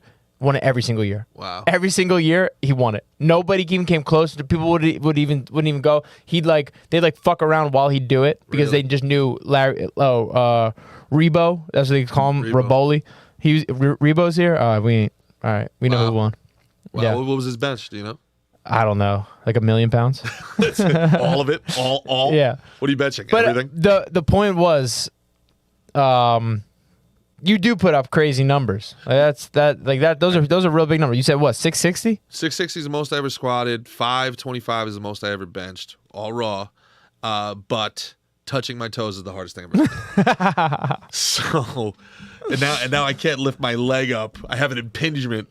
You know, yeah. I get so frustrated at Bar was doing these exercises and like the warm ups and stuff. I feel like a toddler. Can you come to Gracie, New Jersey tomorrow night? I don't know how. If I can, that would be great. I don't know how I'd get there. Yeah. Yeah. Or maybe pick me up on the drive up. Yeah. But yeah. And come stay at LJ's for a night or something. When do you fly out? Monday morning. Newark? Yeah. Maybe if you want to bring all your shit and kiss your family goodbye. I don't know. We'll figure it out. Yeah, I like doing those workouts we've been doing, man. I gotta get do some more of those. I'm done. I mean, I gotta hold the big man. Yeah. Bro, there was a week where I was up to like 5-6 a.m. every night. When I was like with LJ and stuff, drinking every day, making bonfires every night, just you know what I mean. Sounds like my training program. We're you know what I mean. We're in the morning, so I'm trying to shake out of that. We went to the gym the past, Monday, Tuesday, Wednesday, but then Thursday's Thanksgiving, Friday's my grandma's birthday. You know what I mean? I'm going to my dad's now. It's like my training schedule. It is tough, and being sick, I lost 15 pounds from that stomach virus. Now he's just bragging, Connor. I lost 15 pounds from stomach. I don't want to lose weight. I've been shitting 40 times in the last 2 days. Trying to be Papa Sote over here. Still 5 times Papa Sote. Papa Sote. That's my nickname. I know it. Papa Sote. Hey. Okay. Yeah. Big Papa. Big Papa. Big Papa. This time of year frustrates the shit out of me. Nobody works. Nobody answers phone calls. Nobody emails. I'm trying to fucking. It's the holidays. It bothers me to no end, man. I'm trying to like kind of grind out the end of the year, hustle, get things together, and fucking everybody's just like, yeah. See you in January. Yeah, exactly. Can't stand it. Drives me out of my mind. But. It's what are you gonna do? Another thing I heard about Napoleon and a lot of other great leaders scared of cats. What? Yeah. So we got check this out. I got the thing right here. It says there's a whole host of historic tyrants who are afraid of cats. Alexander the Great, Julius Caesar, Genghis Khan, Mussolini, Hitler, and our man Napoleon are all reported to have suffered from ailurophobia. What? The fear of cats. There's not much to really support it, but you know, it is a thing. Is that that way? Is that the is that history's way of calling him a pussy? I think it's saying. What is I it? don't get why we're dogmen. Ophidiophobia, the fear of snakes. How do you say that? Ophidiophobia is the fear of snakes. Is Well, we're believed talking about by the fear some of cats. scientists. Allurophobia. Yeah. Allurophobia. AILURO-phobia. Oh, go back. Cats don't like to be stared at. So people who have allurophobia are more likely to attract cats because the animal feels more at ease. What's up, bitch? Look at me, bitch. Yeah, that's right. Meow. Fears It kind of makes sense a little bit. Because it relates to lions, and if you're a real fucking badass, you respect the rules of the jungle. Really? You respect the rules of the jungle, and if these things are part, lion, Like a you kind of mountain lion, like a bobcat, like a puma. yeah, like you know that thing's gonna come for the neck. You know No, what I mean? it's It's true. coming for your jugular. I think I It's gonna read use its somewhere. canines to detect the jugular, Do and they it's have gonna canines? what? Isn't that what makes a dog a dog? Do cats have canines? Yeah. Why do they call dogs canines then? I don't know. Why do they call dogs canines? Do We cats got have- canines. They don't call us canines. We got canines and incisors and bicuspids. Huh. Why is a dog also described as a canine? The answer, canine derives from Canis. canis, the Latin word from dog. How about that? Yeah. Interesting. Well, I learned something. I learned a lot today. Learn a lot. This is Dropping knowledge today. This is today's podcast is tickling my nerd bone. I got Yeah. a fucking history nerd boner out of this. This is great. The before we got to get to mixed picks before we get out of here. We got to do mixed picks. We got to do the Bet US mixed picks. But first, I want to talk. Did you see Dolly Parton over the weekend? I did, dude. I did actually. I got a little yelled at for Dolly Parton because I was outside and I was like just marveling over. First of all, 77 years someone old. told me she was 90.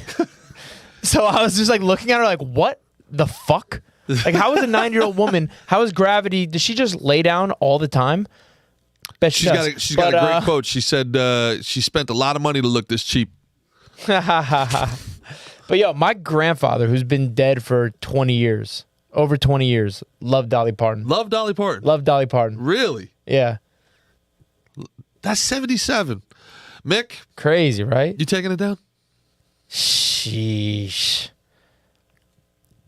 Man, if I was a single man, I might have to. But it's almost for the story. I feel like things are going to fall apart. I feel like things can't be as good as they appear. Oh yeah. You know? I think No things good. got to be fit. It's got to be a little, I don't know. I think there's a reason why she's got that blurry shirt on. Yeah. But like even like the legs, like it looks good. Like she looks all right. 77. She doesn't look 77. She looks in her 40s.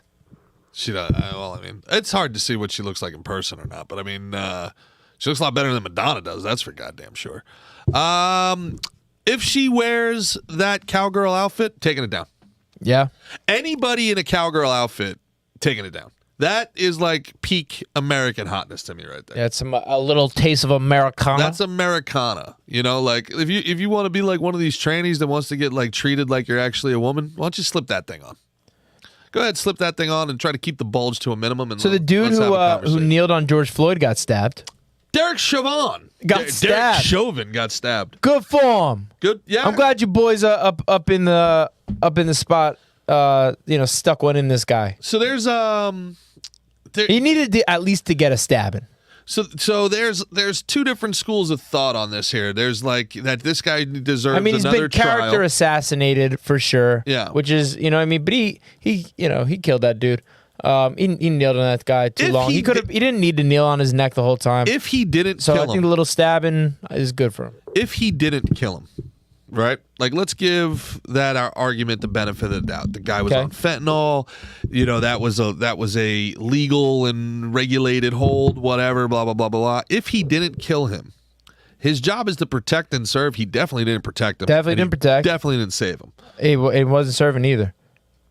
So I'm actually kind of shocked it took this long for some shit to go down with Derek Chauvin. But I'm also I kind of understand the people that are somehow now taking this guy's side, because there's so much shit that's happened since that drives like. They're taking his side for? What are you talking about? Well, it drives me out of my mind too, man, because like I looked at Derek Chauvin and I said, that guy killed George Floyd. That guy deserves to go to jail. We were all in agreement that that was murder in the moment. But since then, so much kind of like shit has happened with like the misreporting. I and also, stuff. bro, I gotta be honest. I was just as disgusted by the people who weren't like, "Hey, take your neck off his knee." The other cops, Yeah. they should have got the exact same type. All their names should be they should have got his character assassinated as he did. Yeah. Everybody's just as liable there. Yeah. Instead of it being But, Derek hey, Chauvin, bro, the yo, Asian if guy. I'd be like, yo, ease up. You know what I mean? Yeah. Switch it to the small of his back. Yep. You know what I'm saying? But then there was also a guy in Dallas who got murdered by the cops, talking about he couldn't breathe, but he was a white guy and nobody gave a shit. Yeah, fuck it. So Fuck that honk. Fuck that cracker. What was his name? Bird? I don't know if you can look it up, but there was a guy in Dallas and he was literally talking about I can't breathe. Fake news. And the cops let him die right there in handcuffs on the side of the road. Really? Yeah. And then you look at, there was just a woman who in Louisiana, she got killed in a carjacking, and they ripped her arm off, and 3 of the kids got like 10 years, and one of the kids has a trial coming up. But the way it's reported, You've been seeing all these things of like people in like these suburban like neighborhoods like robbing cars and like waiting for people to get home and sticking them up and doing Correct. shit like that. Yeah. I walk around. Last night I was walking around my aunt's neighborhood just hoping I could find one of those kids. hey, shout out to Ricky Ricardo. What's up, buddy? Good to see you, man. Shout out Ricky Ricardo. Appreciate you tuning in. But I think what's happened is like, so you watch that. What's and, old Rick saying over there? Oh, that's when you're talking about Napoleon. Yeah. OG Little Man. Yeah, we like Rick Ricardo. So when we were out in Vegas, there was a guy who was just riding his bike, and these guys stole a car and then were banging into shit like it was GTA, and they ran this dude over and killed him. Oh yeah. Yeah. That was disgusting. And it was reported as man dies in bike accident. That was a murder. But if there's a white guy does something to a black guy, it's reported as black man fucking harassed by white man. It's always reported where race is the primary factor in the headline. Right. Since Derek Chauvin, there's a lot of people that resent that. Because anytime a black guy does something, they do everything they possibly can now to not mention race. Right. And every time a white guy does something, they do everything they possibly can to make sure you know the race. Right. And that's why I think you're seeing kind of this backlash come full circle where people are like, coming to the support of Derek Chauvin like he's some sort of martyr or some shit. He's still an asshole. Nah, he's still a piece of shit. He's still a piece of shit. He's still an agent of the state. But right, it's irresponsible reporting of the news and the way they try and race bait and do these different type of race. It's divisive. It's intentionally divisive. And that's, so what do we do in these times? I mean, I keep saying it. It's like, however much you hate the media, it's just not enough. It's just not enough. And your guy, Dana White, was on Bussin' with the Boys, and he had one of the greatest quotes about the media I ever saw. First of all, he went on Theo Vaughn and was talking about Peloton. Did you see that? Yeah. Just buried Peloton. Like, how fucking dare they tell you who you can have on and who you can't? And then he goes on Bussin' with the Boys talking about the media, and he made a great point. He goes, who are these guys? They've done nothing. Right. They do nothing in their life. Why do we even listen to them? Who are they? Right. Why should we listen to them? Right. And I think that needs to become like the deterrent, like the default setting. Right. On everything that we do. I agree. Who is saying this and what are they getting out of it? Before we used to watch the news and we used to read something and be like, okay, this is the facts. Napoleon lost at Waterloo. Right. This is fact. And then I can make my own determination. Right. Now we need to look at that and say, before we even say Napoleon lost at Waterloo, we have to say, okay, who's reporting this and what do they want to get out of it? Who said it? What's Yeah. their agenda? What's their stats? What have you done? Yeah. Where'd you, what I mean? What were if you went to got a communications degree, what were your grades? And Yep. you know what I mean? Like, I need to know everything. Everything. I want to know Why it all. should I believe you? Yeah, bro. I think I think Dana's absolutely right, like he normally is. 100%. You know. You know who else is normally right? The Bet US odds makers. We are. We You're are right. normally right. It's us. We're better than them. You guys want to hear why? All right, so let's do. Look, G. Yep. I got to drive down to Wildwood. We're gonna do this quick, but we're gonna give them some good frickin' picks. Yes. All right. Some Yep. good frickin' Mickin' pickins. Some All right? Mickin' Pickens. This is Mick's Picks, Week 12 of the NFL season. Mick's Picks last week. We nailed it, like always. You got Brendan Allen on the UFC. You don't have any UFC picks for this week. No Is MMA there even picks. a UFC card tonight? There would have been. Is there a UFC card tonight? I'm gonna look real quick. I don't know. But Mick's Talk about Picks. your picks. Mick's Picks. I got two that I feel very, very strongly about. First of all, go to betus.com. You see it right here, BetUS. They got some very friendly spreads. They got over-unders. This is a crazy thing. The over-unders, there's 6 games in the National Football League, Week 12, that have over-unders of 41 or less. That is a joke. Bro, I think that's got to do with all these quarterbacks getting hurt. That is a How many joke. quarterbacks do we have hurt right now? Starting quarterbacks in the NFL. It's got to be at least 10. It's got to Right? be at least 10. Right? Well, you got how many starting quarterbacks are black? Everything. It's nonstop. Through little more than half the season, six starters have had season-ending injuries. Aaron Rodgers, Colts quarterback Anthony Richardson, Kirk Cousins. We clipped off it. Joe Burrow, Watson is gone. Who else? And then you got Daniel Jones. He's gone. Yeah, it's not great.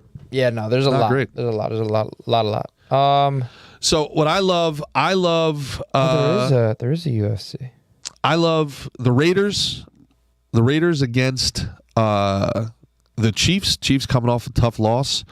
They have to go into Raider Nation. They're going to Las Vegas. No, there isn't a UFC. The next UFC is the one we'll be at in Austin, Texas.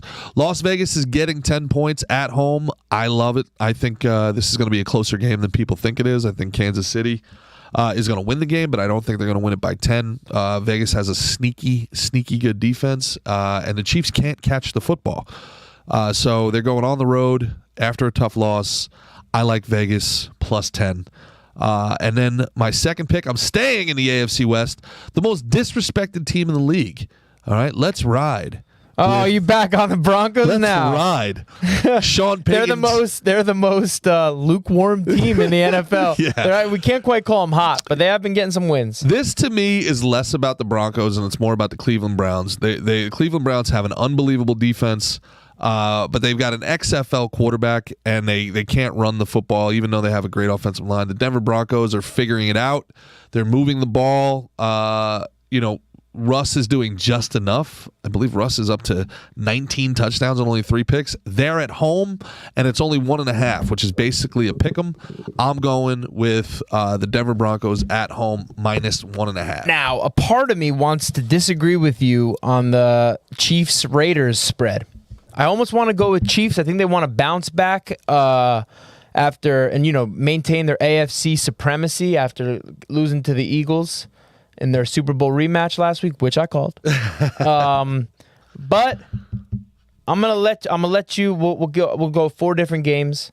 I'm gonna take 2 birds of prey. I'm gonna take the Eagles again. Eagles Over the Bills, giving 3 points to the Bills, and I'm gonna take the Ravens, giving 3 points. So I think both of these birds can win by 4 points. Ravens on the road in Los Angeles. Nobody cares because there's 17 people that watch the Chargers in LA. Yeah. It is a nationally televised game. That's the Sunday night game, right? I believe so. Yes. Yeah. Ravens, they should be better than they are. They're winning. Some weeks, they look like the best team in the NFL. Other weeks, they don't look like they have an offense. Mark Andrews is injured. Yeah. So maybe Odell can step up a little bit, although he's always He might be injured too. Yeah, he's always a step on a crack, break Odell's back. So I think the 48 over under is too high in that game.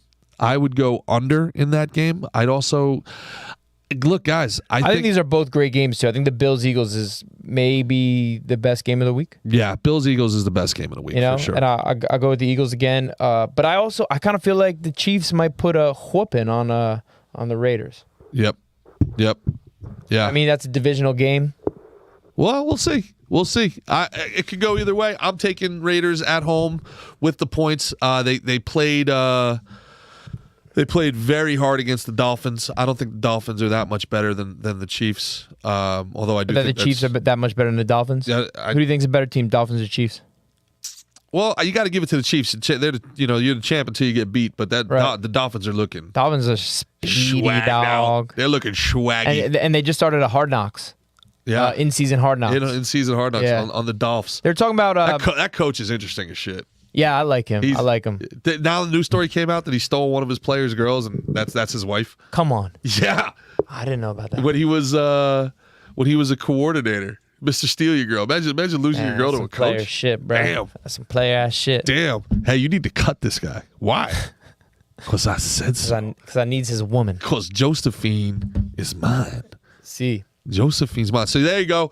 There's your BetUS, picks. guys, go on there and go make some freaking money, man. Make some freaking. They're giving you a lot of money. They're giving you more than double your money if you put it in. So go make a couple bets with it. ST125. Use code ST125. Yeah, you got to use the ST125 if you want that money. That is. Got to do it.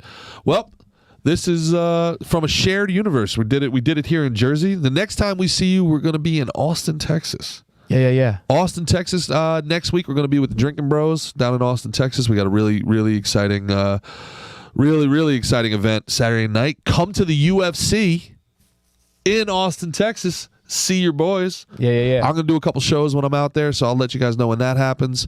And we're going to film some new Canceled Weekly. People are loving Canceled Weekly. Canceled Weekly's blowing up, bro. People We knew it are would. loving Canceled Weekly. knew it man. would. We the Instagram's nuts. Every time we put out a freaking video, it's hundreds of thousands of views and 2,000 comments. Yeah. Wild. Yeah. Now they're they're sending I don't know if you're getting the DMs. I'm getting DMs. They're like, why is there only one a week? Yeah. Because it's hard. Yeah. It's hard. You guys don't know how much work it is. I think these next episodes we're really gonna hit our stride though. Yeah. We got so much good content, bro. For sure. Bro. Yeah. I can't wait to sift through those videos and oh my gosh, bro. This Cancel Weekly is about to catch fire. So yeah, hop on the Cancel Weekly. Couple of the you got how many episodes up right now? 8. There's We got 8 episodes episodes up right now. The 9th episode will come out next Friday. And then, depending on how many we can film, hopefully we're able to get another 5 or 6 more in the can. But we're ready to work. What I like more than anything is that a couple of the OPs, a couple of the people who posted the original videos are getting a little salty. Yeah. Trying to get in the comments. And now this dude gets in the comments. You do the right thing as a man. Yeah. And invite him on. Very cordially. Say, hey, come. I said, hey, bro, love to have you on if you want to talk about it. Especially a guy. But then you and Candace went at him a little bit. Especially you and a Candace guy- whooped his ass a little bit in the comments. Well, how are you going to talk about justifying beating women? Yeah. Right? And I hate all things woke. You know that. Anybody who's listened to this knows I'm not a fan of woke. I'm not beating women ain't woke. Well, this is bro. the thing, right? So, like, they put you in this red pill. If you hate woke, you must be red pill, or like a Chad, what do they call them? Trad Chads or some shit now? These guys are like, well, you got to go to the church and you got to try to settle it out first. And then if it can't be settled, then you go, no. The man beats you. You go to your dad. You go to your brother. Yeah, get someone to go meet him somewhere with a fucking steel pipe and make him never forget. A lesson not taught in blood is soon forgotten. Beat that motherfucker's ass. Get someone. Man, I got sisters, all right, and I have been accused of hating women. Someone touches Gerard's sisters, we're rolling down there with pipes in hand. My brother, if you put your hands on my sisters, you have forfeited your right to use your hands for the rest of your existence. Yeah, I think that's I will fair. make your hands incapable of handing. Gerard's like, eat them fingers. Barbecue sauce. He made me watch. Sin City. Nice. But Yeah. to justify it, and then his response to you was, that won't be necessary. You invited him on. You said, hey, why don't you come on the show? You can explain He was yourself. respectful. No, he goes, He was that respectful. won't be necessary. He said, I think it's, he was respectful. I don't think he was. I think that's a bitch move. And I'm going to tell you why. I didn't say it's not because bitch, it's but- really easy to sit there with 2 other dudes and 3 100-pound women Yeah. and sit there and talk about why the justification for beating a woman and then what she should do to stay in the marriage. A lot of people don't want why. to. They don't want. They're stacking it against. They're stacking the deck for themselves. Sit here. Yeah. Sit in between us. You've got 3 sisters. I've got 2 sisters. Yeah. And we're men's men. We're not sitting here. We're not like some fucking progressive that hates men and is trying to catch you. Like, okay, explain it to us Yeah. like you explained it to them. Yeah. And let's have a civil agreement. Let's have a discourse. I even thought those girls kind of like, even though they stacked the deck against them, I thought those girls did a good job. Yeah, and then all of his fans got in our comments. We're talking about the Whatever podcast. If you guys don't know, all of his fans got in our comments and accused us of selective editing. Like we spliced it up and all this other stuff. Guys, we didn't do that. We'll never do that. We are the podcast of And- the and you people even because said, like- we keep it real. Yeah, we always keep. I got no reason to lie. If I agree with you, I got no agenda. If I agree with what you said, you know what I'm going to say? I agree with you. Right? We did a Rollo Tomasi clip on Canceled Weekly. I don't like a lot of Rollo Tomasi. I find him cringy. That clip, I agreed with him. Yeah. I say, yeah, absolutely. But you don't get to sit there and then be like, oh, they edited it to make me look bad. Okay, then come on the show. Explain yourself. That won't be necessary. Bitch, which way do you want it? Yeah. He don't want it. Which way do you want it, son? Yeah. All right, G, let's go. All right. For the great Mickey Gall, for everybody here at A Shared Universe, thanks for coming in on a holiday weekend. Connor, thank you so much for joining us, man. It was great having you. I'm Gerard Michaels. You can follow him at Mickey Gall on all the socials. You can follow me at Gerard DGAF Gerard don't give a fuck. on all the socials. And we will see you. Once we get back to the new year, guys, we'll be on a regular schedule again. We appreciate all your Regular patience. studio. We got big things coming. Big guys, things coming. Guys. Big announcements, Guys. all that stuff. Really It's great. gonna get funky. Until then, check out twc.health. Check out betus.com. Follow Slick and Thick. Follow Canceled Weekly. We love y'all, and we'll see you next time. Love you guys. Big kiss.